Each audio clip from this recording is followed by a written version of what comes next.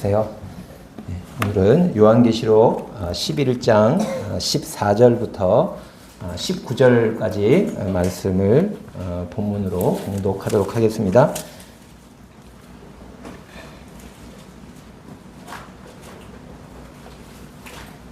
요한계시록 11장 14절로 19절까지 말씀입니다. 둘째 화는 지나갔으나 보라 셋째 화가 속히 이르는도다. 일곱째 천사가 나팔을 불매 하늘에 큰 음성들이 나서 이르되 세상 나라가 우리 주와 그의 그리스도의 나라가 되어 그가 세세토록 왕노릇 하시리로다 하니 하나님 앞에서 자기 보좌에 앉아있던 24장로가 엎드려 얼굴을 땅에 대고 하나님께 경배하여 이르되 감사옵나니 옛적에도 계셨고 지금도 계신 주 하나님 곧 전능하시니여 친히 큰 권능을 잡으시고 왕노릇 하시도다. 이방들이 분노하며 주의 진노가 내려 죽은 자를 심판하시며 종 선지자들과 성도들과 또 작은 자든지 큰 자든지 주의 이름을 경외하는 자들에게 상 주시며 또 땅을 망하게 하는 자들을 멸망시키실 때로소이다 하더라. 이에 하늘에 있는 하나님의 성전이 열리니 성전 안에 하나님의 언약궤가 보이며 또 번개와 음성들과 우레와 지진과 큰 우박이 있더라. 그 요한계시록 말씀을 이렇게 묵상하면서 쉽지 않다 이런 생각도 하게 됩니다. 이 요한계시록에 관해서 이미 듣고 배운 내용들이 있어요. 근데 그 듣고 배운 내용들은 이제 우리 믿음의 선배들이 배우고 깨닫고 한 것들을 전해준 것들인데, 근데 그것들이 이렇게 바닥에 깔려 있다 보니까 이제 이 요한계시록을 읽으면서도 그 이미 알고 있는 그것이 자꾸 제 생각을 이렇게 사로잡아서 이 말씀을 읽으면 이 말씀이 그것과 연결돼서 주로 이제 어떤 내용이냐 하면 오늘날에 여기서 요한계시록은 말하고 있는 이 현상이 오늘날에 어떻게 일어나고 있느냐, 2025년 21세기 20세기 21세기에 어떻게 이 일이 이루어지고 있느냐 이런 쪽으로 자꾸 생각이 되어지고 앞으로 있을 우리가 이제 그렇게 일반적으로 얘기하는 7년 대환란, 그 중에 이건 언제일까? 이런 것에 자꾸 이렇게 마음을 뺏기는, 제가 처음에 이제 복음을 들을 때 이 7년 대환란에 대한 얘기로부터 복음을 들었어요. 그래서 그때의 기억이 강렬합니다. 그리고 그때 듣고 배웠던 지식이 아주 강렬하게 꽂혀 있어요. 그래서 이 요한계시록을 보면서도 계속 이제 그런 것들이 자꾸 떠오르는데, 처음에 요한계시록 말씀을 드릴 때 그 말씀을 드렸던 것처럼 이 성경은 그 당시에 AD 한 90 몇 년경에 실제로 그 소아시아 지역에 있었던 7교회에게 보낸 편지입니다. 근데 이분들이 이 편지를 받고 이 요한계시록을 받고 이분들이 2000년쯤 뒤에 2020 몇 년도에 앞으로 이런 일이 일어날 거다를 생각하면서 이 말씀을 듣지는 않았을 거라는 거죠. 이분들의 개념에는 주님이 언제 오시느냐, 그게 휴거가 공중 재림이 됐든 지상 재림이 됐든 그들의 생애 가운데 오신다고 믿고 있는 거예요. 근데 그들의 시점에서 보면 잠시 후에 될 일이에요. 근데 그 앞에 지금 어려움을 겪고 있는 거거든요. 근데 그들에게 이 요한계시록을 하나님이 쓰셔서 요한에게 보여주시고 장차 이런 일이 일어날 건데 라는 걸 알려주시면서 그 장차 일어날 일을 알려주시는 이유가 뭘까? 지금 현재 일어나고 있는 일들을 바르게 이해하도록 하기 위해서. 저희가 요즘에 이제 수요일날 이사야서를 공부하고 있는데 이사야서의 예언도 마찬가지입니다. 이사야에서 바벨론에 대한 경고라, 블레셋에 대한 경고라, 모압에 대한 경고라, 이런 경고들이 계속 나옵니다. 근데 그건 아직 이루어지지 않은 장래 일이에요. 근데 그 경고를 왜 하시느냐 하면 현재 유다에게 하실 말씀이 있는 거예요. 앞으로 이런 일이 이렇게 진행될 거다. 내가 이런 일을 하려고 계획하고 있다. 그리고 이 일은 반드시 이루어질 거다. 그러니 지금 너희들이 어떻게 해야 된다. 어떤 마음을 가져야 된다. 어떤 믿음을 가져야 된다. 이게 초점이거든요. 그러니까 예언서의 메시지의 초점은 장래 일을 들어서 현재를 이야기하는 거예요. 현재 있는 하나님의 사람들로 하여금 어떻게 하나님을 바라보고 하나님을 믿는 믿음을 따라서 살아야 하는지를 말하기 위해서 장래에 어떤 일을 하실 건지를 보여주시는 거죠. 계시록도 똑같습니다. 사도 요한에게 보여주신 게 있어요. 1장, 2장만 보여주신 게 아니라 계시록 전체를 보면 사도 요한에게 계속 새로운 것들을 계속 보여주십니다.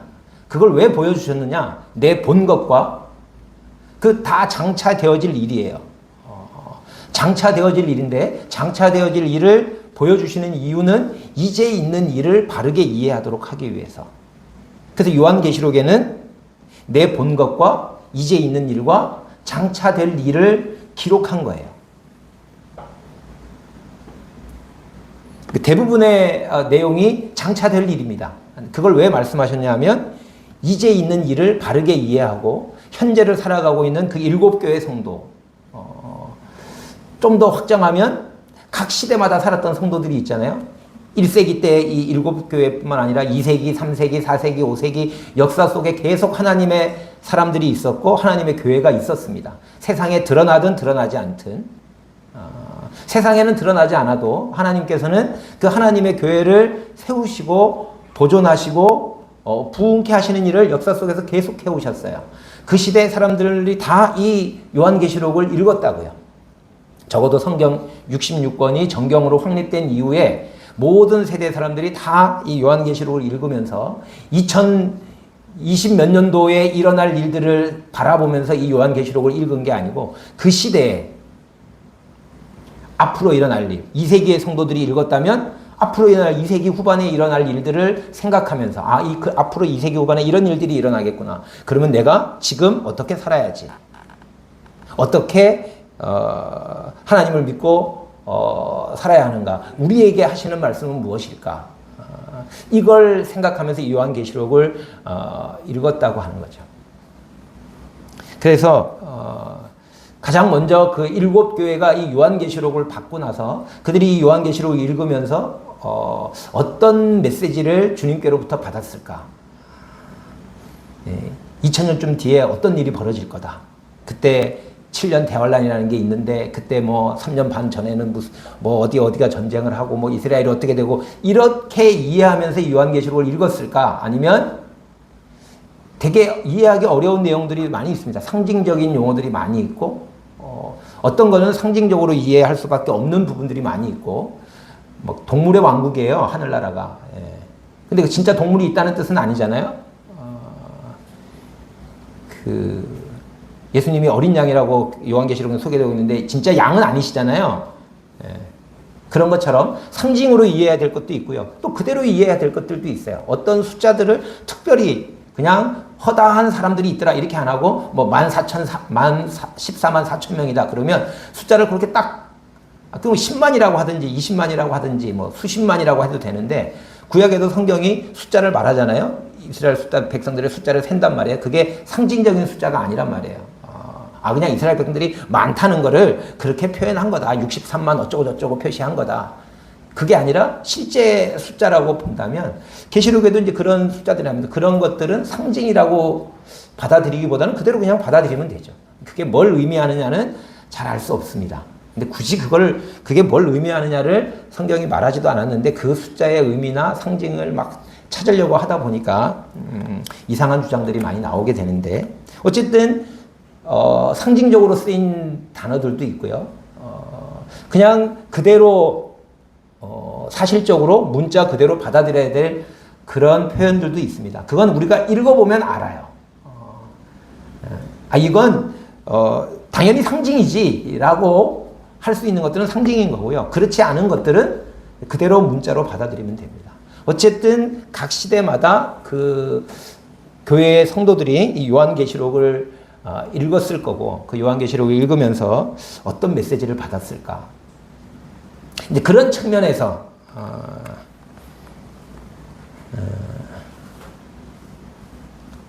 하나님께서 이 요한계시록을 써서 그 당시에 7교회에게 보내라고 하셨을 때는 그 7교회에게 하시고자 하는 메시지가 있었던 거죠. 통틀어서 그냥 얘기하면 7교회에게 무슨 메시지를 하고 싶었을까요? 그들이 고난 가운데 있었습니다. 고난 가운데 있는 성도들에게, 고난 가운데 있는 교회에게 하나님께서 선지자를 보내든 뭐 요한을 보내든 요한이 쓴 편지를 보내든 하시고자 하시는 일이 뭐였을까요? 그럼 우리는 그 역사 속에서 그런 것들을 볼 수 있어요. 그들을 위로하고 그들에게 앞에 있는 소망을 알게 하셔서 믿음을 지키면서 살 수 있도록. 예레미야서에 보면 그 예레미야 29장에 우리가 좀 잘 아는 말씀 중에 너희를 향한 내 생각을 내가 안다. 그리고 말씀하시면서 재앙이 아니고, 그때는 어떤 때냐 하면 나라가 지금 그 유다가 망하기 바로 직전이거든요. 바벨론의 침공 앞에서 나라가 좀 풍전등화의 위기 속에 있을 때, 그리고 포로로 잡혀가는 그런 일들이 눈앞에 와 있을 때 하나님께서 뭐라고 말씀하셨냐면 내가 너희에 대한 생각을 내가 아는데 재앙이 아니고 평안이다. 너희 장래에 소망을 주려 함이다. 하나님은 언제나 그렇게 고난 가운데 있는 교회나 하나님의 사람들에게 위로와 소망의 메시지를 주시면서 믿음으로 살도록, 세상과 타협하지 말고 죄와 타협하지 말고 사단의 세력과 타협하지 말고 믿음으로 살도록 권면하시고, 그것을 격려하시기 위해서 하나님께서 장차 어떤 일들을 행하실 건지, 악의 세력을 어떻게 하실 건지를 말씀해 주시는 거죠. 요한계시록도 똑같다고 생각이 듭니다. 내 본 것과 이제 있는 일과 장차 된 일을 기록하라고 요한에게 말씀하셨는데, 요한이 본 그 환상을 통해서 장래에 어떤 일이 일어날 것인지를 말씀해 주시고, 그걸 왜 말씀하셨냐면 이제 있는 일, 지금 현재 그 7교회가 현실로 그 경험하고 있는 그 속에서 그 현실이 갖고 있는 의미가 뭐고, 그걸 현실을 바르게 이해해서 믿음으로 살도록 하기 위해서 그와 같은 메시지를, 이와 같은 요한계시록을 주셨다고 하는 거죠. 그래서 요한계시록은 위로의 메시지입니다. 위로의 서신이에요. 격려의 서신입니다. 요한계시록에서 우리는 그 이상한 막 재앙과 뭐 환란 이런 것들의 영상을 많이 떠올리지만, 그런 걸 말씀하시긴 하죠. 근데 그것이 하나님이 본래 말씀하셨던 핵심은 아니다. 우리가 지난주에도 수요일 날 그 모압에 대한 경고의 말씀을 들었는데, 어떤 형제님이 이 모압에 대한 경고는 이스라엘 유다에게 하시는 말씀이다.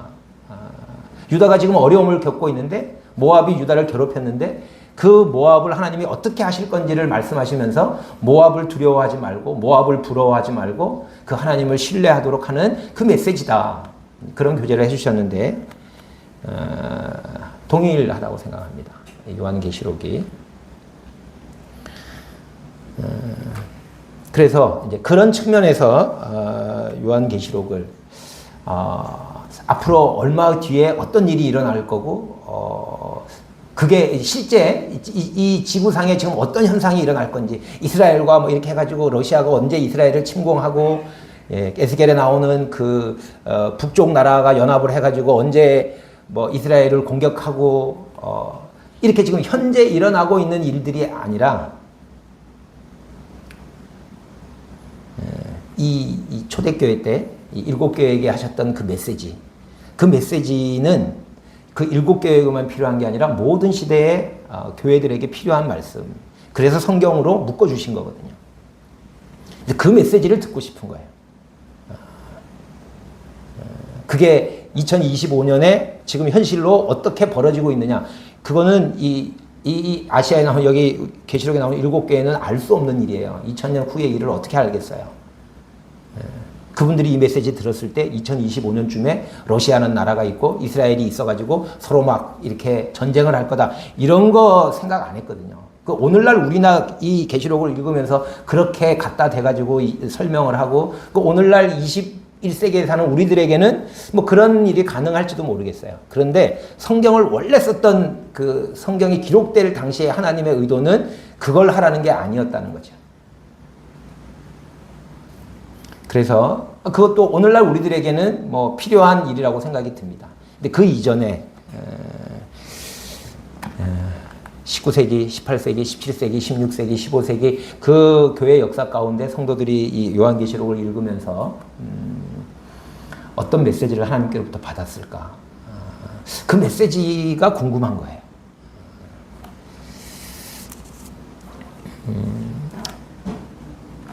여기 우리가 읽은 이제 11장 14절에 보면 둘째 화는 지나갔으나 보라 셋째 화가 속히 이르는도다. 이렇게 화를 이야기하고 있습니다. 둘째 화가 있고 셋째 화가 있겠죠. 그러면 첫째 화도 있었겠죠. 그래서 요한계시록을 생각할 때 떠올리는 이미지가 뭐 무시무시한 전쟁, 재앙, 심판 이제 이런 게 떠오르는 경우들이 많이 있는 것 같습니다. 근데 요한계시록을 기록하신 하나님의 목적은 우리가 요한계시록의 어느 부분에 우리의 마음을 더 둬야 되느냐. 이사야서에서도 뭐 바벨론이 멸망할 거다, 뭐 모압이 멸망할 거다, 뭐 이런 얘기를 많이 하시지만 그러니까 세상은 다 멸망할 거다 이 얘기를 하시는 게 아니라 하나님은 유다를 구원하신다. 이 얘기를 하기 위해서 그것들을 사용하시는 것처럼 요한계시록은 화나 재앙의 이야기가 아닌 이 성도들이 이 요한계시록을 언제 읽었을까? 우리는 요한계시록을 잘 안 읽죠. 이해하기 어렵다고. 근데 옛날 성도들도 그랬을까? 요한계시록은 언제면 이 성도들이 이걸 펼쳐서 읽었을까?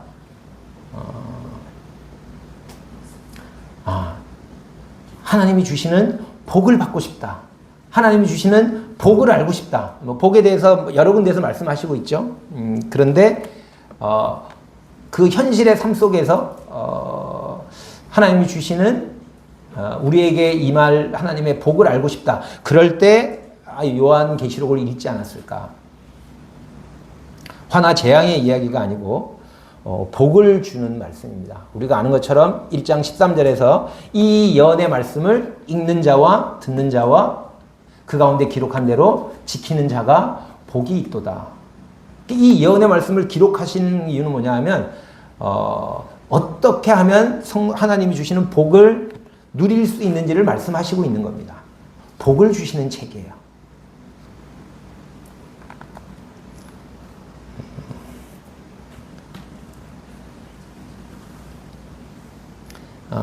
그래서 찾아봤어요. 요한계시록에 복이 몇 번이나 나오나? 14장 13절에 주 안에서 지금부터 주 안에서 죽는 자들이 복이 있다.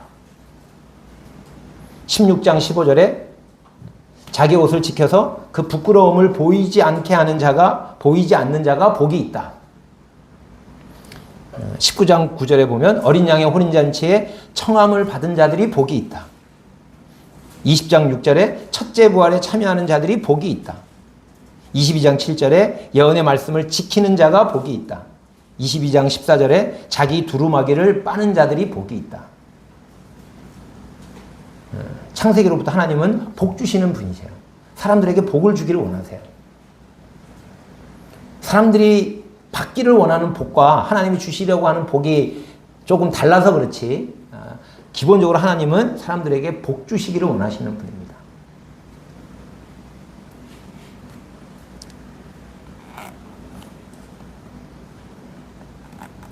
요한계시록을 통해서도 하나님은 우리에게 복을 주시기를 원하십니다. 그런데 여기 이제 우리가 읽은 11장 14절에는 화가 나와요. 첫째 화, 둘째 화, 셋째 화가 나옵니다. 이 내용은 지난번에 우리가 이제 요한계시록 4장과 5장을 통해서 하늘에서 내생물, 아마 내생물은 하나님의 역사를 이 땅에다가 실행할 때 그 내생물이 그 보여주고 있는 그 모습이 하나님께서 이 땅을 경영하실 때 경영하시는 어떤 그 뭐라 그럴까요? 다양한 형태를 보여주는 게 아닌가라는 생각이 들고요. 24장로는 지난 시간에 본 것처럼 예수님께서 피로 사서 하나님께 드리신 사람들을 대표하는 24장로가 뭐 어떻게 구성되어 있는지는 잘 모르겠지만 그런 분들이 아닐까라는 생각을 하고요. 그분들이 그 하늘에서 예배를 드리고 있어요. 지금 그 장면을 이렇게 보면서 땅에서 예배 드리고 있는 교회들이 우리의 이 예배가 하나님 앞에서 이렇게 아름답게 드려지는 예배와 같은 예배. 아마 그래서 그들의 그 예배가 감격스러웠을 것 같아요.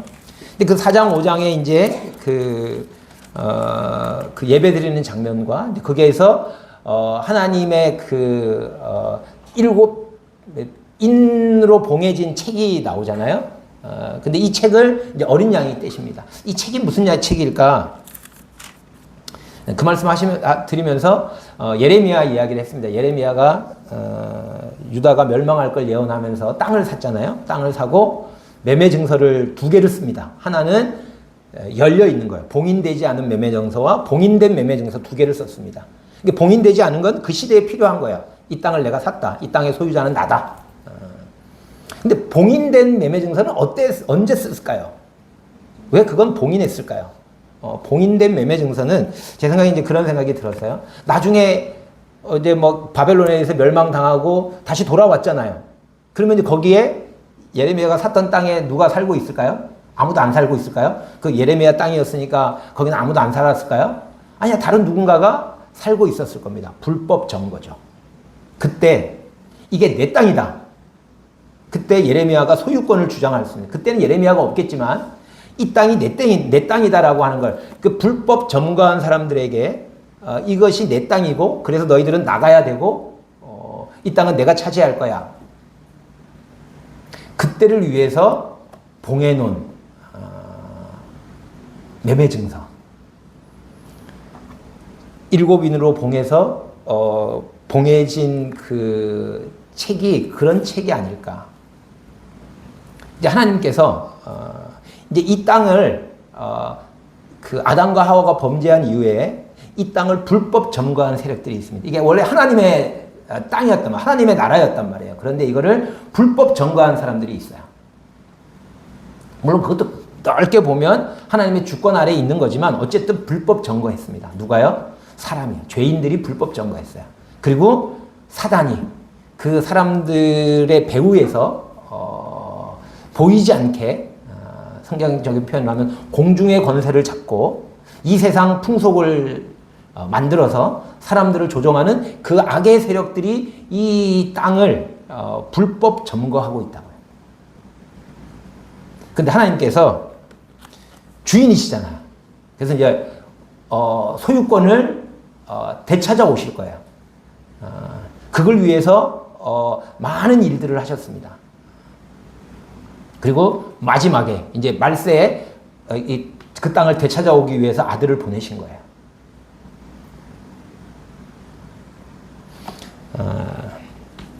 저희가 집이 이제 입주한 지 23년이 됐습니다. 2003년도에 입주를 했는데 저희 그 아파트 지어질 때 그대로의 모양을 갖고 있어요. 그때 한 벽지, 그때 있는 가구, 그때 했던 뭐 블라인드를 20몇 년을 그대로 썼더니 그것도 뭐 이런 거 비슷한 거였는데 뭐 이거보다 조금 더 질이 안 좋은 것 같아요. 근데 20몇 년을 썼더니 지금 다 너덜너덜하죠. 싱크대도 다 내려앉고 뭐 벽지도 누렇게 되고 막 여기저기 그 벽에 곰팡이도 피어 있고. 원래 집이 깨끗했었단 말이죠. 처음에 잘 지어진 집이라고 그렇게 알고 샀고 그 건축과 관계된 일을 하시는 분들이 와서 이 집 되게 잘 지은 집이라고 그렇게 얘기하고 그 당시에는 참 좋은 집이어서 거기 들어갔는데 곰팡이와 먼지들이 거기를 막 점거하기 시작했어요. 저희가 잘 쓰려고 했지만 어쨌든 20몇 년 되니까 낡았더라고요. 그래서 앞으로 또 저희가 뭐 금방 이 하늘나라로 가지 않으면 아마 그냥 평균적으로 잡으면 한 30년은 더 살아야 될 것 같은데, 근데 그대로는 살 수가 없어서, 이제 리모델링을 하려고 생각을 합니다. 리모델링이 근데 되게 돈이 많이 들더라고요.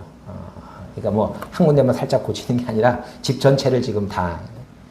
그래서 이제 제가 이제 곧 퇴직을 하는데, 퇴직금을 받으면 이제 그걸로 리모델링을 해야겠다 이렇게 생각을 하고 이제 알아보고 있는데,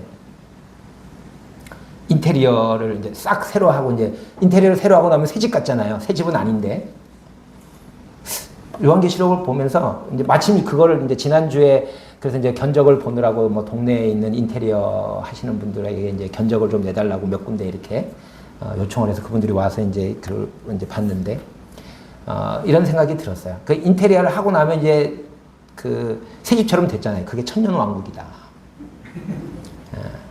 지금 이렇게 막 더러운 것들이 막 꼈어요. 원래 안 그랬는데. 근데 그 인테리어 하려면 이제 뭐 해야 되냐면, 그 전에 전면적인 공사를 해야 돼서 물건을 다 이사하듯이 다 빼가지고 이제 맡기고, 저희는 한 달 동안 딴 데 가서 살아야 돼요. 그 이제 필요한 물건들을 고르는 거죠. 지금 시대가 그런 시대인 거죠. 하나님은 하나님에게 속한 것들을, 그 불법 전무가했지만 그 안에서 하나님께 속한 사람들이 있어요. 그 사람들을 하나님은 지금 골라내시래요. 그 사람들을 이제 잘 그 컨테이너에 보관해서 어떻게 딱 보관한 다음에 집을 때려 부실 거예요. 이제 뭐 그 부엌 드러내고 화장실을 뒤집어 엎고 하겠죠. 그게 우리가 흔히 말하고 알고 있는 이제 7년 대환란 같은 기간을 지나는 거고, 그렇게 싹 청소한 다음에 리모델링 된 곳에 이제 저희 짐을 다시 가져올 겁니다. 상당히 많이 버려야 될 것 같아요. 쓸만한 건 별로 없어서 성도님들에게 나눠드릴 건 없고요. 제일 골치 아픈 게 이제 책을 어떻게 해야 되나. 젊을 때부터 쌓아놓은 책이 있는데 앞으로 볼 것 같지가 않아요. 그렇다고 이걸 버리기도 조금 애매해요. 그래서 이거를 어떻게 해야 되나 고민이 되는데, 어쨌든 그래요. 근데 그렇게 했어도 아마 30년쯤 지나면 또 30년까지는 안 갈 것 같은데, 제가 한 80 몇 세 되면 또 리모델링을 해야 되나 이런 생각도 낡을 것 같아요. 근데 그때 되면 어떻게 해요? 허물고 다시 지어야죠. 새 하늘과 새 땅이죠. 그래서 지금 하나님이 뭘 하고 계시느냐 하면, 불법 점거한 이 세력들, 사람들과 영들이 있어요. 이들을 다 내쫓고 여기에 하나님의 나라를 세우시려고 하는 거예요. 그 일을 시작하셨어요. 예수 그리스도를 보내심으로. 그게 이제 말세예요. 그때부터 말일입니다. 하나님이 그 소유를 다시 찾겠다. 여기에도 오늘 우리가 읽은 말씀에도 이제 그 표현이 나오는데, 세상 나라를 어떻게 해요?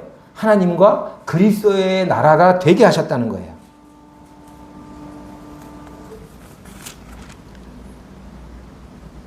음, 15절에 세상 나라가 우리 주와 그의 그리스도의 나라가 되어 그가 세세토록 왕노릇 하시리로다. 그리스도는 왕이셨지만 지금은 왕이시지만 왕노릇을 이 세상에서 왕노릇 하시고 있지 않으세요. 그런데 이 세상을 하나님 나라가 되게 하실 거예요. 리모델링 하신 거죠. 그래서 여기 오셔서 이제 뭐 하시냐면 왕노릇을 하실 겁니다. 왕이신데, 지금도 왕이시죠. 그런데 지금은 왕노릇을 안 하고 계세요. 그러니까 지금은 사람들이 그리스도에 대해서 이러쿵저러쿵 말들을 많이 하잖아요. 그래도 그냥 다 받으시고 계신 거죠. 그런데 왕 노릇하실 때가 온다고요.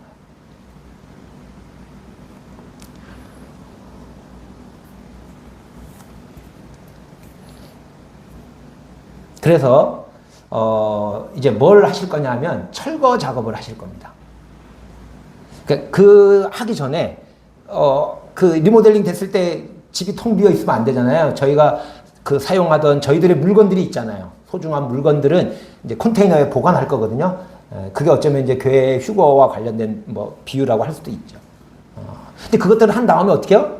안에 있는 더러운 것 벽지 다 뜯어내고요. 뭐 뭐 이렇게 깨지고 부서지고 하는 그거 다 뜯어내야 되잖아요. 그 뜯어내는 일을 하시는 거예요. 언제부터? 요한계시록 6장부터 나오는 인, 나팔, 대접 이런 걸 통해서 거기 하나님의 나라에 어울리지 않는 것들이 있어요. 그것들을 싹 다 드러내는 일을 하시고 계신 거죠. 근데 그 일은 누가 하실 수 있느냐? 집주인이 할 수 있어요. 주인이 할 수 있어요. 그러니까 그 인을 누가 뗄 수 있느냐? 주인이 아닌 사람은 뗄 수가 없는 거예요. 그래서 어린 양이 그걸 떼는 거죠. 어린 양이 이 땅의 주인이십니다. 그래서 6장에서부터 그 인 떼는 이야기가 나옵니다. 그래서 이제 뭐 그 6장을 보시면 이제 그 7인으로 봉해진 책에 이제 인을 떼시는데 6장 1절에 내가 보면 어린 양이 7인 중에 하나를 떼시는데 6장에는 6개의 인을 뗍니다.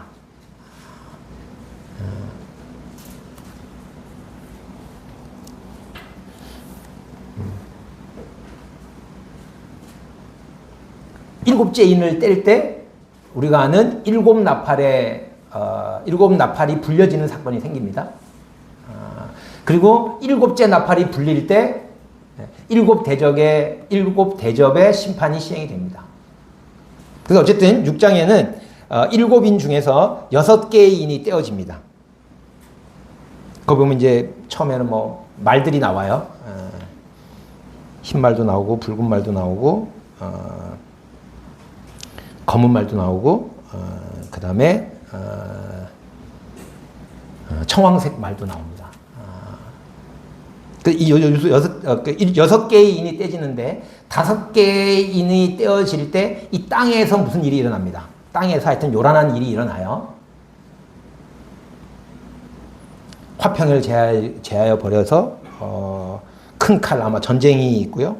기근이 있는 것 같고요. 그 다음에 네 번째 인을 뗐을 때는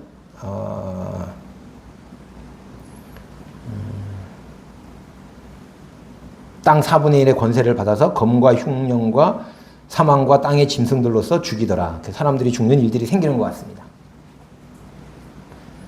근데 그다음에 이제 5번째 인을 뗐을 때는 하늘에서 일어나는 일들을 보여주고 있어요. 그 9절에 보면 5째 인을 떼실 때에 내가 보니 하나님의 말씀과 그들이 가진 증거로 말미암아 하나님의 말씀과 그들이 가진 증거로 말미암아 죽임을 당한 영혼들이 어디에 있어요? 제단 어디에? 하늘에 있는 제단 앞에 있습니다. 제단 아래에 있습니다. 그래서 그들이 큰 소리로 외쳐요. 언제까지 우리들을 신원해 주시는 땅에 거하는 자들을 심판해서 우리 피를 갚아주시는 것을 언제까지 연기하실 겁니까? 라고 하나님께 묻습니다. 그때 말씀하시기를 흰 두루마기를 주면서 아직 잠시 동안 쉬되 그들의 동무 종들과 형제들도 자기처럼 죽임을 당하여 왜 죽임을 당할까요? 하나님의 말씀과 그들이 가진 증거 때문에 죽임을 당하는 거예요. 하늘에서 지금 이루어지는 일입니다. 그게 이제 5째 인을 뗄 때 나오는 거고 6째 인을 뗄 때 12절에 보면 큰 지진이 나며 해가 검은 털로 짠 상복같이 검어지고 달은 온통 피같이 되며 하늘의 별들이 무화과 나무가 대풍에 흔들려 설익은 열매가 떨어지는 같이 땅에 떨어지고 뭐 이렇게 막 천지가 요란하게 개벽하는 일들이 생깁니다. 어쨌든 인을 떼실 때 5인은 인을 뗄 때마다 5인을 뗄 때마다 이 땅에서 뭔가 요란한 일이 일어납니다. 근데 여기에 나오는 인을 뗄 때 일어나는 일들을 보면 공통적인 게 있어요. 근데 이 일들이 일어나는데 누군가가 이 일들을 통제하고 있어요. 제한을 받습니다. 6장 2절에 보면 환을 가졌고 면류관을 받고 나가서 이기고 또 이기려고 하더라.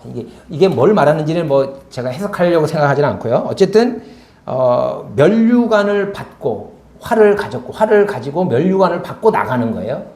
그 3절에도 그 4절에도 보면 이에 다른 붉은 말이 나오더라. 그 탄 자가 허락을 받아.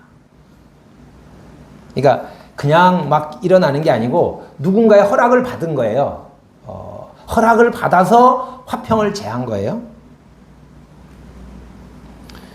6절에도 보면 뒷부분에 감람류와 포도주는 해치지 말라 하더라. 그러니까 밀과 보리에는 문제가 생기는 것 같아요. 그런데 감람류와 포도주는 해치지 말라고 말씀하세요. 그러니까 이게 통제를 당하고 있습니다. 7절에도 8절에도 보면 뒷부분에 그들이 땅 4분의 1의 권세를 얻어, 땅 전체가 아니에요. 땅 4분의 1의 권세를 얻어서 뭐 검과 흉년과 사망과 땅의 짐승들로서 죽인다라고 하는 얘기가 나옵니다.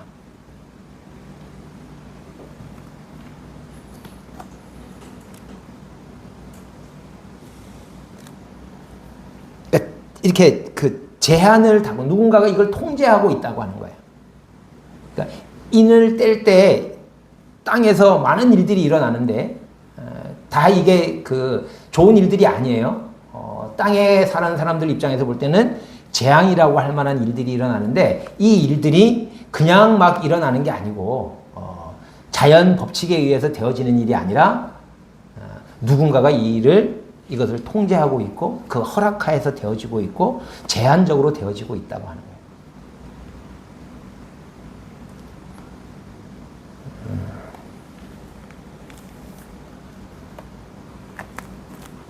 7장에 가면 6인을 뗐어요. 그럼 바로 7인을 떼야 될 것 같은데 그 7인을 떼는 얘기는 8장에 나옵니다. 8장 1절에 가면 7째 인을 떼실 때 이렇게 나오거든요. 그럼 6장이 끝나고 나서 6인 뗐으면 그 다음에 7째 인을 떼야 되는데 그럼 7장에 1절에 7째 인을 떼는 게 나와야 되는데 7장에는 다른 이야기가 나옵니다. 7장에는 어떤 이야기 나오냐면 하나님이 인치시는 14만 4천 명의 사람들이 나옵니다. 7장 1절을 보면 이렇게 나와 있어요. 2일 후에 어떤 분이 2일 후에 그러니까 이틀 후라는 뜻은 아니에요. 내가 내 천사가 땅 내 모퉁이에 선 것을 보니 땅의 사방 바람을 붙잡아 바람으로 하여금 땅에나 바다에나 각종 나무에 불지 못하게 하더라. 이게 땅에나 바다나 각종 나무에 바람이 불려고 하는데 그걸 딱 잡고 계시는 거예요. 지금 통제하고 있는 겁니다. 내 천사가. 근데 2절에 보니까 또 다른 천사가 살아계신 하나님의 인을 가지고 해 돋는 데로부터 올라와서 땅과 바다를 해롭게 할 권세를 받은 내 천사를 향하여 큰 소리로 외쳐 이르되 우리 하나님의 종들의 이마에 인치기까지 땅이나 바다나 나무들을 해하지 말라. 이 땅에 하나님이 인친 사람 14만 4천 명이 있습니다. 이스라엘 12지파 각 지파마다 12,000명씩. 이 14만 4천 명이 도대체 누구냐? 많은 계시록을 이렇게 연구하시는 분들이 이 14만 4천 명이 누구냐? 뭐 유대인이냐? 뭐 아니면 교회 성도들을 대표하는 상징적인 숫자나 이런 논란을 많이 하는데 그냥 이해 안 되면 이해 안 되로 그냥 이 표현대로 그냥 알고 넘어가면 되는 거예요. 어쨌든 땅에는 뭐예요? 하나님의 인을 맞은 하나님의 사람들이 있다는 거예요.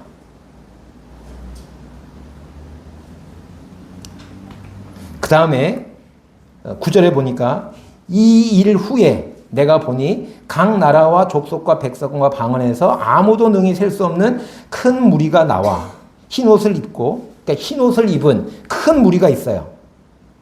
근데 어디서 나왔냐면 이 사람들은 각 나라와 족속과 백성과 방언에서 능히 셀 수 없는 흰 옷 입은 큰 무리. 14만 4천하고는 다른 사람들이죠. 14만 4천하고는 다르잖아요. 셀 수 없는 큰 무리라 그랬으니까 14만 4천은 숫자가 작진 않지만 셀 수 있는 숫자잖아요. 근데 여기는 이제 셀 수 없는 무리가 있어요. 근데 그 무리는 지금 어디 있어요? 보좌 앞과 어린 양 앞에 서서 뭘 하고 있어요? 큰 소리로 찬양을 하고 있습니다. 구원하심이 보좌에 앉으신 우리 하나님과 어린 양에게 있도다. 그러니까 하늘에는 이런 사람들이 있어요. 땅에도 하나님의 인을 맞은 14만 4천 명이 있고 하늘에는 능히 셀 수 없는 흰 옷 입은 많은 사람들이 있습니다. 이 사람들은 어디서 나온 사람들이냐? 14절에 보면 내가 말하기를 내 주여 당신이 아시나이다니 그가 나에게 이르되 이는 큰 환난에서 나오는 자들인데 어린 양의 피에 그 옷을 씻어 희게 하였느니라. 어린 양의 피에 그 옷을 씻어서 희게 된 사람이에요. 그런 흰 옷을 입고 있는 사람들입니다. 15절을 보면 그들이 이제 밤낮 성전에서 하늘에 있는 성전에서 하나님을 섬기는데 보좌에 앉으시니까 그들 위에 장막을 치셔요. 장막을 치시니까 그들이 다시는 줄이지도 아니하고 목마르지도 아니하고 해나 아무 뜨거운 가운데 기운에 상하지도 아니하리니. 이게 무슨 뜻이냐면 하나님이 장막을 치시기 전까지 이 하나님의 나라에 들어오기 전까지 뭐 했다는 거? 땅에서는 어떻게 했다는 거예요? 줄이고 목마르고 해나 뜨거운 기운에 상했다는 거예요. 이 사람들이 땅에 있을 때 그 환난을 겪었잖아요. 환난을 겪을 때 목마르고 줄이고 해의 뜨거운 기운에 의해서 상했던 사람들입니다. 근데 그들이 죽음을 당하고 어떻게 해요? 지금 하늘나라에 들어가 있는 거죠. 거기서 뭐 하고 있어요? 하나님을 찬양하고 있습니다. 그리고 하나님께서는 그들 위에 장막을 치셔서 줄이지도 않고 목마르지도 않고 해의 뜨거운 기운에 상하지도 않고.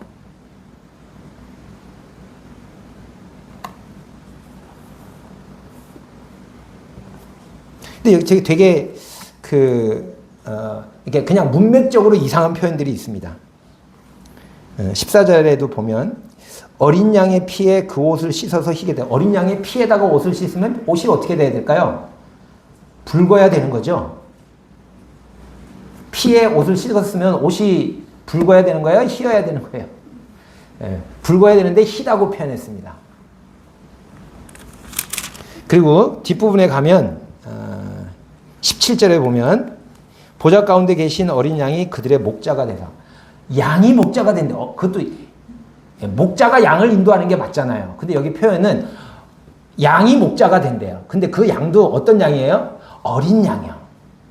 어린 양이 목자가 된대요. 어린 양이 목자가 되면 그 양 떼는 어떻게 될까요? 망하는 거죠. 그쵸? 근데 이렇게 표현을 하셨어요. 앞에 6장에도 보면은요, 6장 그 끝부분에 가면 하나님의 진노를 이제 6장 15절에 보면 땅의 임금들과 왕족들과 장군들과 부자들과 강한 자들과 모든 종과 자유인이 굴과 산들의 바위 틈에 숨어가지고 뭐라고 얘기를 하냐 하면 산들과 바위에게 말하되 우리 위에 떨어져서 보좌에 앉으신 이의 얼굴에서와 그 어린 양의 진노에서 우리를 가리라. 무슨 상황인지 이해되시죠? 아마도 이 땅의 임금들과 왕족들과 장군들과 부자들과 강한 자들과 모든 종과 자유인이 심판을 받아야 돼. 다섯째 인을 뗐을 때 예수 하나님의 말씀과 자기가 가지고 있는 증거를 인하여 죽임을 당했던 사람들을 죽였던 사람들이 아닐까 생각이 듭니다. 근데 이들이 이제 하나님의 진노를 받는데 뭐라고 표현하냐면 어린 양의 진노래요. 에게 아니 사자의 진노 그러면 좀 겁나죠. 사자가 화가 났어요. 그러면 겁나잖아요. 그죠? 근데 어린 양이 화가 났대요. 어린 양의 진노. 에게 아닌가요? 어린 양이 진노에 받자지 뭐. 어린 양의 진노가 얼마나 대단하겠어요. 그런데 이들이 뭐야? 산나 무너져라. 우리를 어린 양의 진노에서 가려달라. 근데 어린 양의 진노가 그냥 표현으로 보면 어린 양의 진노는 되게 하찮은 겁니다. 어린 양이 뭐 대단한 거예요. 어린 양이 화를 내봐야 그게 뭐 얼마나 대단한 거라고요. 그런데 그 내용은 어마어마한 겁니다. 그러니까 어린 양으로 보이지만 그냥 어린 양이 아니에요. 어린 양으로 보이지만 갈 바를 알지 못하고 천방지축인 어린 양으로 보이지만 목자라니까요. 어린 양이 갖고 있는 권세와 능력은 눈에 보이는 어린 양과는 차원이 다른 거예요.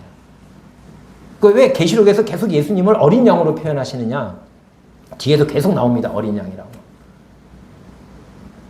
지금 현재 현실을 살고 있는 7교회 성도들은 어린 양이 세상이 볼 때 되게 약해 보여요. 저들이 뭘 할 수 있겠나 싶지만 그들 안에 있는 그 권세와 능력은 대단한 것이다.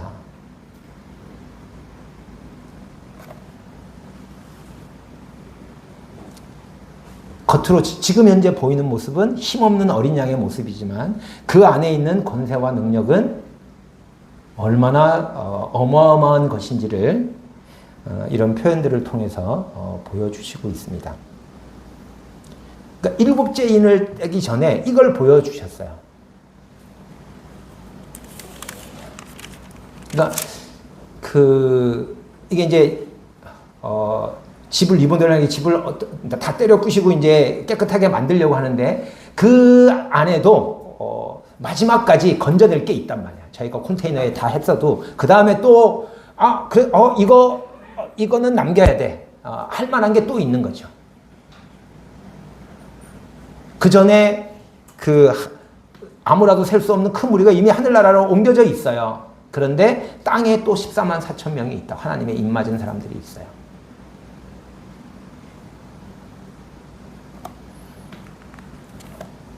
이 말씀을 받은 7교회는 이 말씀을 읽으면서 어떤 메시지를 받았을까요?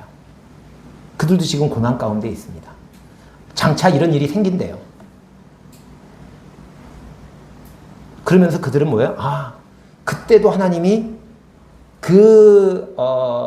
이 땅을 이제 되찾기 위해서 이 땅을 청소하시는 가나안 정복 정제도 비슷한 겁니다. 불법 정관 그들을 내쫓는 거잖아요.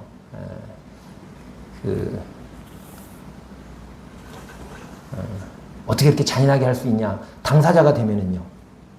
내 집을 누가 불법 점거했어요. 나가라고 좋게 얘기했는데 안 나가요. 그리고 막 완전히 거기를 막 엉망으로 만들고 오히려 자기가 주인 행세하고 막 우리를 공격해요. 그럼 어떻게 내쫓아야죠? 내쫓을 때 어떻게 해요? 그냥 조금만 나가세요. 10명이 있으니까 한 2명만 나가시고요. 그동안 사셨으니까 8분은 저희랑 같이 살죠. 이러는 게 맞아요? 아니면 싹 내쫓는 게 맞는 거예요?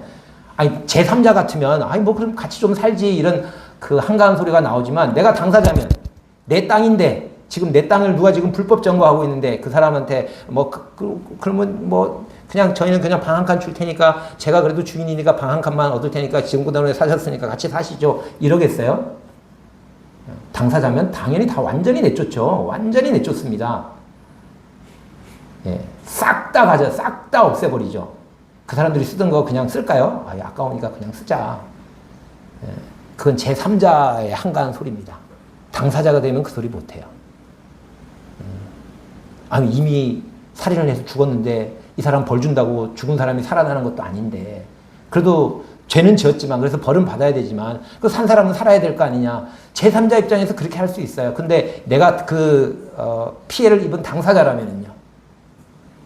그런 얘기 못하죠. 저 사람 죽여야 된다 그러죠. 그 사람 사형시켜야 된다 그러는 사람한테 어떻게 사람을 죽이라고 그러느냐, 산 사람을 죽이라고 그러냐, 법의 힘을 빌어서 죽이라고 말할 수 있냐, 이렇게 잔인할 수 있냐, 이런 얘기를 할 수 있나요? 제3자는 자기가 안 당했으니까 그런 얘기 할 수 있지만 당사자가 되면 그렇지 않아요. 하나님은 당사자였습니다. 그렇기 때문에 가나안 정복 전쟁이 처참한 전쟁이에요. 사람들이 볼 때는 어떻게 하나님이 그렇게 잔인할 수 있냐, 사람들도 당사자가 되면 그럽니다. 그래도 하나님은 그 속에서 구원해 주시잖아요. 얘기가 딴 데로 갔는데 8장에 가면 이제 7째 인을 떼십니다. 7째 인을 떼실 때 하늘이 반 시간쯤 고요했어요. 하늘이 조용했습니다.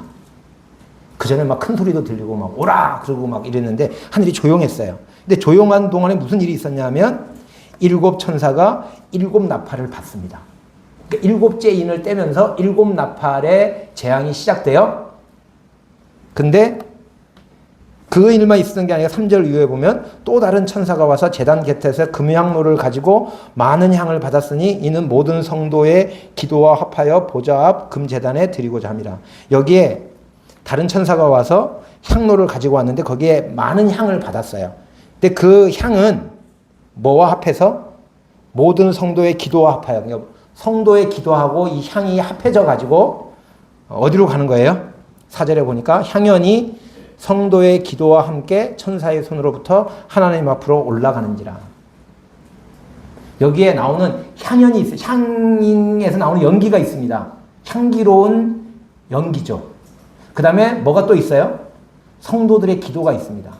근데 이거 두 개가 같이 하나님께로 올라가요. 왜 일곱째 인을 뗄 때 조용했느냐? 하나님께 지금 뭐가 올라가고 있어요? 성도들의 기도가 올라갑니다. 그런데 그냥 성도들의 기도만 올라가지 않아요. 성도들의 기도는 하나님께로 바로 올라가지 않습니다. 어떻게 해요? 뭐와 함께? 향기로운 연기와 함께.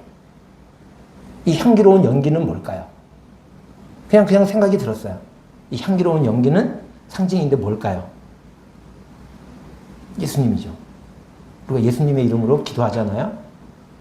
성도들의 기도는 향과 함께 올라갑니다.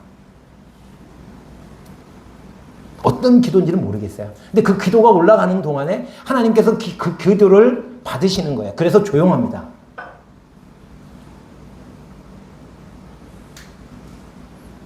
그 다음에 올라간 다음에 5절에 보니까 천사가 향로를 가지고 제단에 불을 담아다가 땅에 쏟으매. 향과 성도의 기도가 올라간 다음에 거기서 뭐예요? 불을 담아가지고 땅에 쏟습니다. 그게 쏟으니까 우레와 범승과 번개와 지진이 나더라. 그러면서 이제 7 나팔이 불려지게 됩니다. 그 7 나팔은 첫 번째 나팔을 불 때 땅에, 그 다음에 바다에, 그 다음에 물에, 그 다음에 해달 별들에. 근데 다 뭐가 나오면 3분의 1이 나옵니다. 3분의 1만 뭔가 일어나요. 7절에 보니까 첫째 천사가 나팔을 부니 피 섞인 우박과 불이 나와서 땅에 쏟아지매 땅의 3분의 1이 다 타버리고 다 3분의 1만 필수입니다. 그럼 3분의 2는 어떻게 해요? 남았죠. 왜 3분의 1만 했을까요? 3분의 1의 심판을 통해서 뭐야? 3분의 2에게 회개하라고 하는 메시지입니다. 하나님은 이 순간에도 뭐예요? 네, 다 지금 이제 불법 정관자들을 다 때려 부시는 순간에도 뭘 하고 있습니까? 예, 완벽하게 제거할 거예요. 그런데 그 속에서도 뭐예요? 하나님의 것을 찾으십니다. 14만 4천을 인쳤고요. 왜 3분의 1만 재앙을 내리느냐? 이 나팔 재앙은 다 그렇습니다. 다 3분의 1만.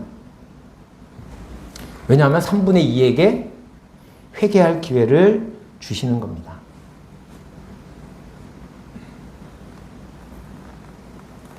이제 그런 중에 넷째 천사가 나팔을 불었어요. 그 다음에 그게 이제 12절까지입니다. 12절에 보면 넷째 천사가 나팔을 불었는데 13절에 가니까 내가 또 보고 들으니 공중에서 날아가는 독수리가 큰 소리로 이르되 땅에 사는 자들에게 화가 있으리니 이는 새 천사들이 불어야 할 나팔 소리가 남아 있음이로다 하더라.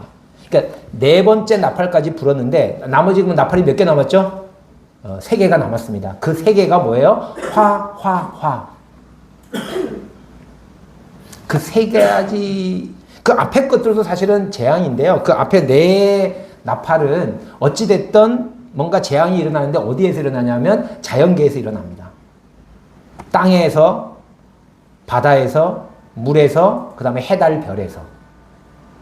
그 재앙 때문에 물론 사람들이 다치겠죠. 그런데 이제 5째 천사가 나팔을 불면 첫 번째 화가 시작됩니다. 근데 이 화라고 말했던 5번째, 6번째, 7번째 그 나팔은 직접적으로 사람들에게 내리는 재앙입니다. 그래서 화라고 붙였어요. 9장에 보면 5째 천사가 나팔을 부는데 어떤 일이 벌어지냐면 무저갱이 열립니다. 무저갱을 열어요. 하늘에서 떨어진 별 하나가 무저갱의 열쇠를 받아서 무저갱을 엽니다. 나중에 가면 이제 무저갱을 다시 닫죠. 용을 사단으로 상징되는 용을 가두고 무저갱을 다시 닫습니다. 1000년 동안 닫아놓죠. 근데 여기에 무저갱이 열려요. 그리고 무저갱에서 뭐가 올라오면 황충이 올라옵니다. 그리고 그 황충이 사람들을 괴롭게 합니다. 그게 이제 9장에 나오는 거예요. 그런데 이제 9장 4절과 5절을 보면 황충이 괴롭히는데요. 어떻게 괴롭히냐면 아무나 다 괴롭히는 게 아니에요. 하나님의 입 맞지 않은 사람들만 괴롭힙니다. 근데 어떻게 괴롭히냐면 죽게는 안 해요. 죽이지는 못하게 하셨어요. 이 4절을 보면 4절 뒷부분을 보면 오직 이마에 하나님의 인침을 받지 않느냐는 사람들만 해하라. 5절에 그러나 그들을 죽이지는 못하게 하시고 그 다음에 기간도 한정하셨어요. 5달 동안만 괴롭게 하라. 이 황충에 의해서 괴롭힘을 당하는데 이때는 죽고 싶어서 죽지도 않아요. 황충에 대한 얘기가 쭉 나옵니다. 12절에 가니까 첫째와는 지나갔으니 보라 아직도 이후에 화 둘이 이르리로다. 첫째화는 지나갔으나 보라 아직도 화 둘이 이르리로다. 이 첫째 화가 황충에 의해서 된 5번째 나팔, 이게 첫째 화입니다. 그리고 이제 13절에 여섯째 천사가 나팔을 불어요. 여섯째 천사가 나팔을 이제 부는데 여섯째 천사가 나팔을 불 때 이제 그 둘째 화가 시작되는 거죠. 그 내용을 보면 유브라데 강을 잡고 있던 네 천사가 놓이고 유브라데 강이 마릅니다. 그리고 땅의 사람 3분의 1, 여기 3분의 1입니다. 3분의 1을 죽이기로 한 마병대 숫자가 2만만이래요. 이 사람들이 와서 어쨌든 땅에 있는 3분의 1의 사람들을 죽입니다. 왜 3분의 1만 죽이느냐? 3분의 2에게 회개하라고 그러는 거예요. 그런데 그 9장 30절 말씀에 보면 이 재앙에 죽지 않고 남은 사람들은 손으로 행한 일을 회개하지 아니하고 오히려 여러 귀신과 또는 보거나 듣거나 다니거나 하지 못하는 금은 동과 목석의 우상에게 절하고 또 그 살인과 복술과 음행과 도둑질을 회개하지 아니하더라. 회개하라고 3분의 1에게만 재앙을 내렸는데 이 사람들이 회개하지 않아요.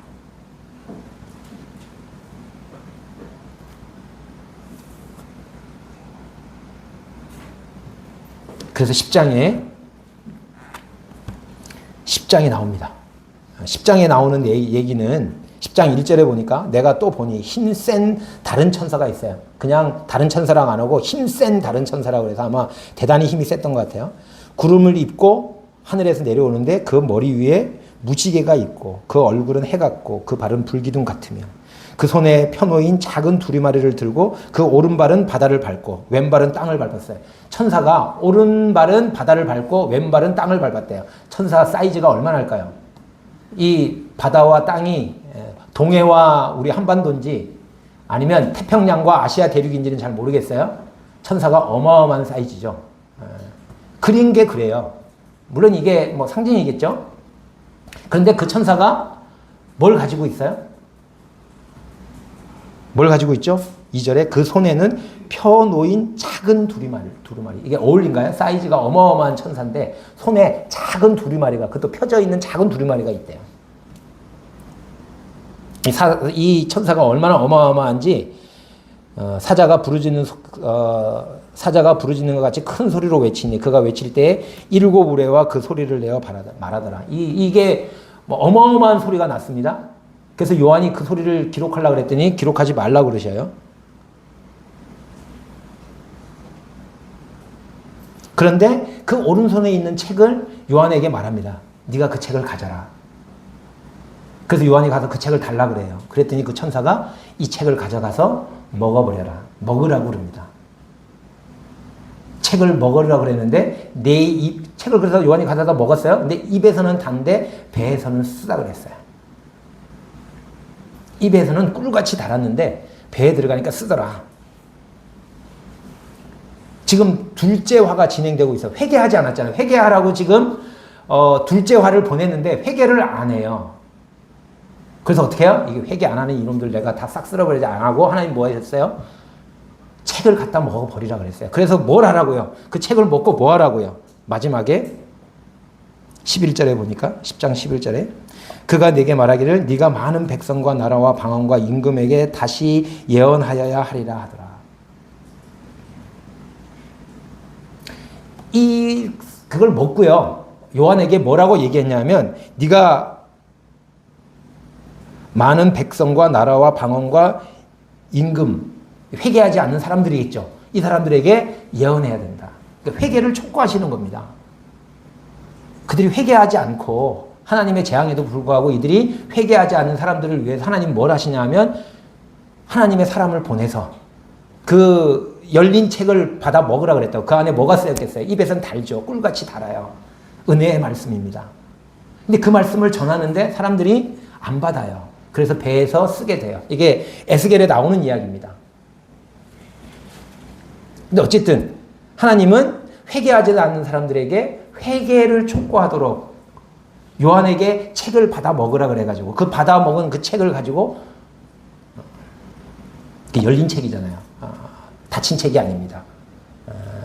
이미 우리에게 알려주신 말씀이에요. 그 아마 복음의 말씀 펼쳐져 있는 책이 아닐까 싶어요. 요한이 아마 그렇게 할 겁니다. 하나님은 이 마지막 순간에 이 불법의 사람들이 횡행하고 있고 다 쓸어버려야 마땅한데 쓰레기 덤인데 근데 그 중에서도 하나님 뭐예요? 하나님의 사람들을 뽑아낼 하나님의 것을 얻으시려고 합니다. 그래서 요한에게 책을 먹여서 보내요.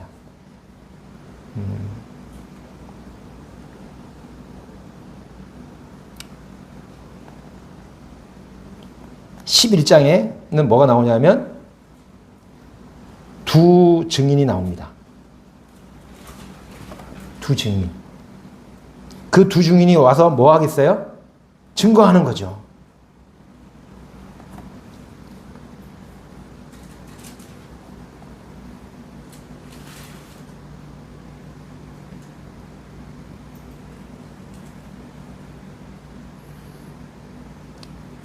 그 두 증인이, 이 두 증인은 그 내용을 보면 모세와 엘리야를 연상케 하는 그런 모습들이 나옵니다. 5절과 6절을 보면, 11장 5절을 보면, 만일 누구든지 그들을 해하고자 하면 그들의 입에서 불이 나와서 그들의 원수를 삼켜버릴 것이고, 누구든지 그들을 해하고자 하면 반드시 그와 같이 죽음을 당하리라. 엘리야를 잡으러 왔던 사람들에게 불이 내려가지고 그 사람들을 죽였던 열왕기 그 하의 역사를 기억하시죠? 6절에 보니까 그들의 권능을 가지고 하늘을 닫아 그 예언하는 날 동안 비가 오지 못하게 하고, 엘리야가 떠오르죠. 또 그 권능을 가지고 물을 피로 변하게 하고, 물을 피로 변하게 한 거는 누가 떠오르시나요? 모세가 떠오르시죠.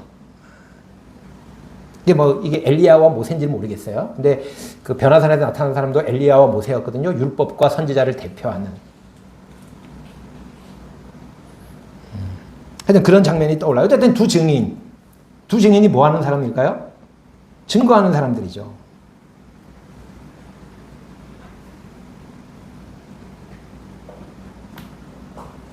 근데 이 두 증인의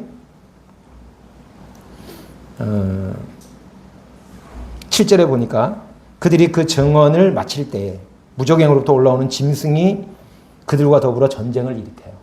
그러니까 이 두 증인이 증언을 했어요. 뭘 증언했겠어요?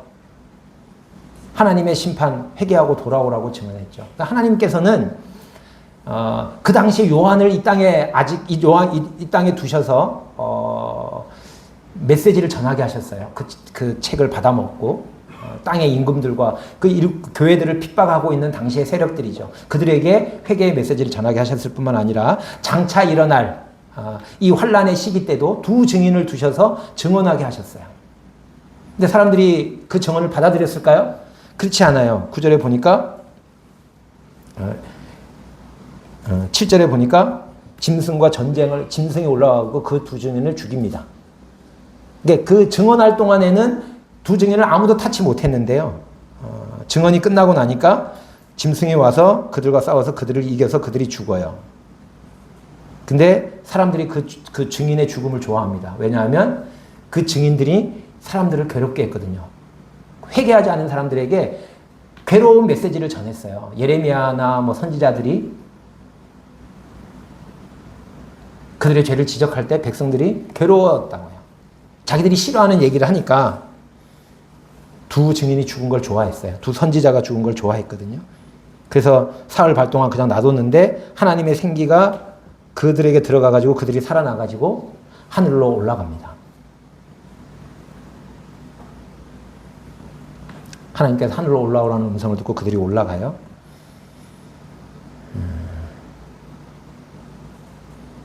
13절에 보니까 그때 큰 지진이 나서 성 10분의 1이 무너지고 지진에 죽은 사람이 7천이라. 그 남은 자들이 두려워하여 영광을 하늘의 하나님께 돌리더라. 회개하지 않는 사람들을 위해서 이 두 증인의 죽음과 이들이 다시 살아나고 하늘에 오르는 이 사건을 통해서 하나님께 영광을 돌리게 하시는 거예요. 하나님은 이런 그 회개치 않은 세력들이 이렇게 팽배한 이 세계에서도 하나님은 회개하고 사람들을 건져내시는 일을 하고 계신다. 이 메시지를 받았던 7교회, 요한계시록을 읽었던 7교회는 어떤 메시지를 받았을까요? 그들이 그럼 이 땅에서 지금 고난을 겪고 있고 어려움을 겪고 있는데 그러다가 죽임을 당하는 사람들도 생기고요. 아니 죽도록 충성하라고 하는 메시지를 듣고 있어요? 기꺼이 죽음으로 나아가야 되는 상황에 그들이 거기서 무엇을 해야 될까요? 죽지 않으려고 발버둥을 쳐야 할까요? 살 길을 모색해야 할까요? 아니에요. 그들이 해야 될 일은 뭐냐 하면 하나님의 사람들을 복음을 전해서 사람들을 건져내는 일을 하나님은 얼마나 그 일을 하시려고 하는지 다 곰팡이 나서 없어질 만한 다 때려 부셔야 될 그 속에서도 하나님은 자기 걸 지금 찾으신다고요. 14절 오늘 우리의 본문입니다. 둘째 화는 지나갔으나 이게 이제 둘째 화예요. 회개치 않는 그들에게 하나님의 진노와 함께 회개의 메시지가 전해집니다.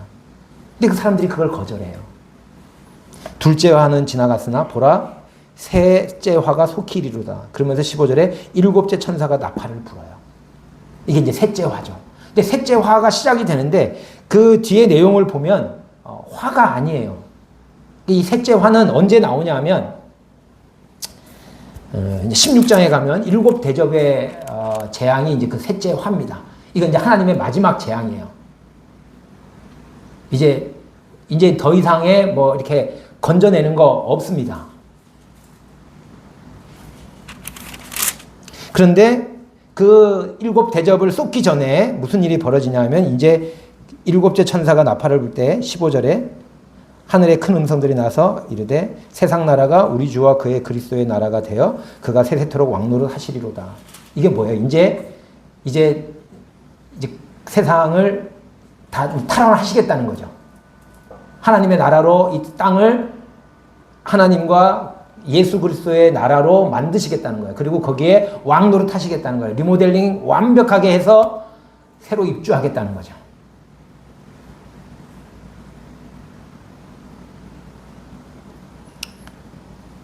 그 뒤에 찬양이 나옵니다. 24장로들이 찬양을 합니다. 18절에 보니까 이방들이 분노하며 주의 진노가 내려, 이제 주님의 진노가 내립니다. 마지막 진노예요. 나팔 재앙까지는 진노 속에서도 회개의 기회들을 주십니다. 근데 마지막 진노가 내립니다. 죽은 자를 심판하시며 그 종들과 선지자들과 성도들과 작은 자들은 큰 자든지 주의 이름을 경외하는 자들에게 상 주시며 진노와 함께 상을 주시는 일이 생깁니다. 이제 마지막 그 경륜이 시작됩니다. 이게 셋째 화예요. 근데 셋째 화 전에 그 셋째 화가 결국은 이 세상을 하나님 나라가 되게 만드는, 그래서 그리스도가 왕노릇하게 되는 일이에요. 그러니까 이 세상에 땅에 거하는 사람들에게는 그게 화죠. 근데 그리스도에게 속한 사람들에게는 그게 화일까요? 승리입니다. 새 집에 들어가는, 저희가 리모델링을 하게 되면 한 달 동안 불편하겠지만 새 집에 들어갈 너무 슬퍼하고 막 큰 집에서 쫓겨나가지고 저희가 이제 알아보니까 뭐 오피스텔 가는 거 한 달 빌려주는 데가 있더라고요. 거기 들어가서 막 이렇게 꾸질꾸질하게 좀 살아야 되는데 슬프지 않을 거예요. 승리입니다. 근데 그 일이 시작돼요. 그래서 하나님의 성전은 열립니다. 12장에 가면 용이 나옵니다. 드디어. 근데 용이 패배를 해요. 12장에서 계속 패배합니다.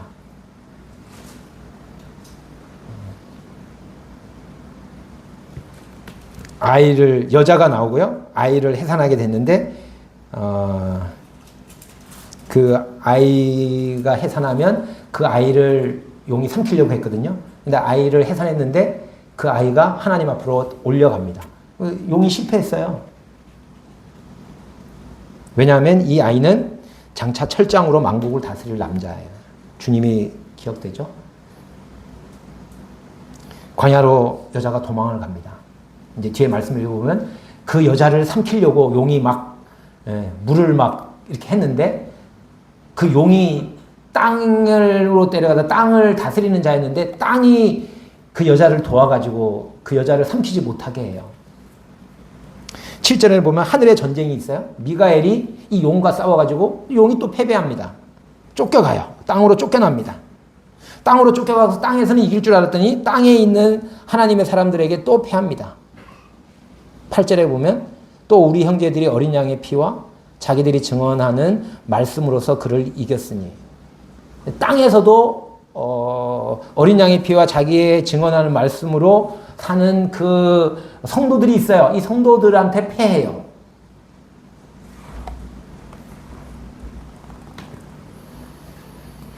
계속 패합니다. 그래서 이제 마지막에 가면 용이 17절에 여자에게 분노하여 돌아가서 그 여자의 남은 자손, 이 여자도 어떻게 할 수가 없어요. 그러니까 그 여자의 남은 자손, 곧 하나님의 계명을 지키며 예수의 증거를 가진 자들과 더불어 싸우려고 바다 위에 모래 위에 섰어요. 싸우려고 섰습니다. 이 싸움에서는 이겼을까요? 그 13장에 가면 그 싸움에 용이 2명의 전사를 내보냅니다. 13장 1절에 바다에 산 짐승이 나오고요. 11절에 보면 다른 짐승이 땅에서 올라와요.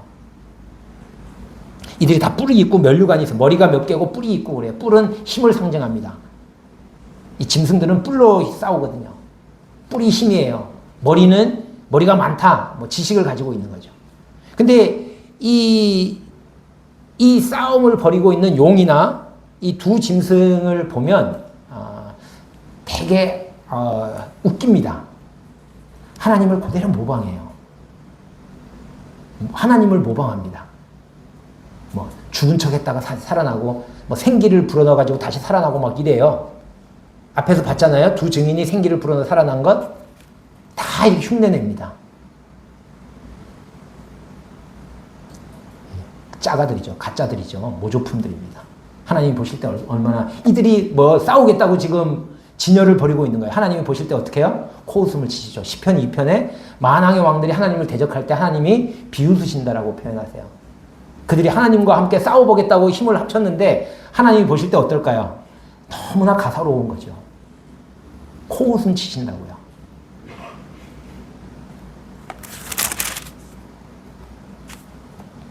14장에 가면 어린 양과 14만 4천이 시온산에 섰습니다. 그리고 14장의 내용을 보면 하늘에 울려 퍼지는 찬양의 소리가 있고요.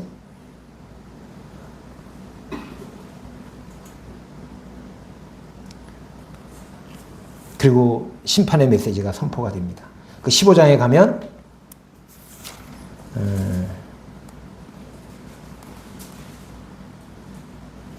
모세의 노래, 어린 양의 노래가 불려지고요, 하늘에서. 그리고 이제 그 하늘의 증거 장막의 성전이 열리면서 그 증거 장막의 성전이 열렸다는 게 거룩하신 하나님이 실체를 나타낸 거예요. 그러면 그동안에 땅에 있는 성막은 사실 하나님을 가둬놨잖아요. 장막으로 다 테둘러서 다 닫아놨어요. 왜냐하면 그게 열리면 다 죽으니까. 근데 이때는 열립니다. 왜냐하면 심판하실 거거든요.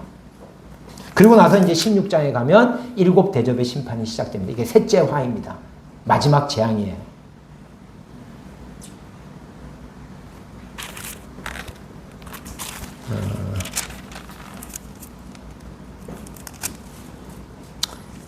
시간이 뭐 많이 갔는데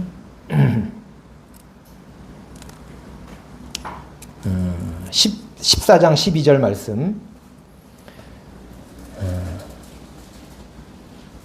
성도들의 인내가 여기 있나니. 이제 14장에는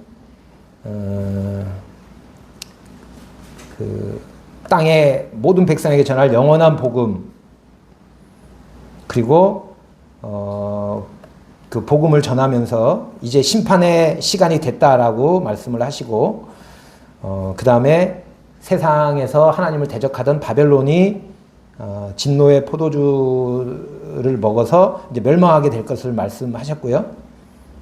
그 다음에 짐승을 경배했던 사람들, 짐승의 이마에 짐승이 하나님의 사람들에게 하나님이 인친 것처럼 짐승도 자기 사람들에게 인을 쳐요. 우리가 뭐 666이라고 일반적으로 많이 얘기하는 뭐 그 얘기도 하여튼 그 얘기는 시간이 없으니까 건너가고. 근데 그렇게 다 한 다음에 그 짐승을 경배하는 자들은 결국 심판을 받게 될 거라고 하는 말씀을 14장 11절에서 하셨습니다. 10절 11절에서 하셨고요. 그 다음에 12절에 성도들의 인내가 여기 있나니 그들은 하나님의 계명과 예수에 대한 믿음을 지키는 자니라. 성도들이 이 메시지를 듣고 아마 그 7교회가 이 하나님의 앞으로 장차하실 일들을 들으면서 여기 12절에 말씀하는 것처럼 성도들의 인내, 그들이 왜 믿음을 지키고 인내해야 되는지,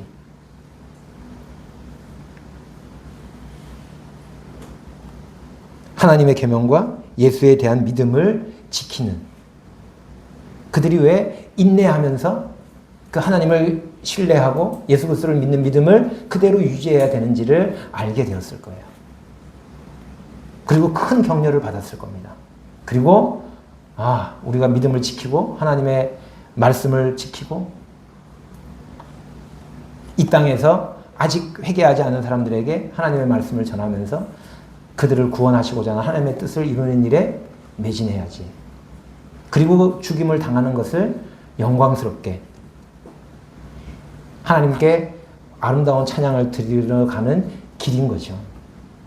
그런 위로와 격려를 받았을 거라고 생각이 듭니다. 이 메시지를 듣고 우리는 어떤 이 요한계시록을 읽으면서 우리는 어떤 그 메시지를 받을 것인가? 하나님은 우리를 통해서 앞으로도 승리하실 거고 장차 승리하실 거고 지금도 하나님의 말씀 계속 나오죠. 하나님의 말씀과 그가 가지고 있는 증거, 자기가 가지고 있는 증거로 인해서 목배임을 당한 사람들, 그걸 증거하는 사람들, 이 땅에 있는 현재를 살고 있는 그리스도인들이죠.